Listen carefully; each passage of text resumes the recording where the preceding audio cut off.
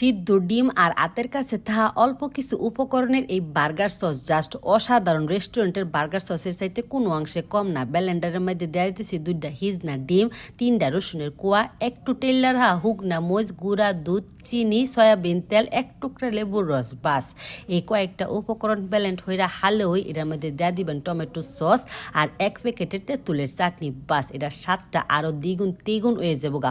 অনেক সময় তো অনেক রেসিপি ওইটারাই হরুন, যারা আমার রেসিপি ফলো হইরা কিছু বাইটারাই হরছুন আর ভালো লাগছে তারা অবশ্যই এই রেসিপিটাও টারাই হইরা দেখুন যে বার্গার কোন, পিৎজা কোন, বিভিন্ন ধরনের স্যান্ডউইচ কোন, এই সস দেহারা খাইলে জাস্ট অসাধারণ লাগবো।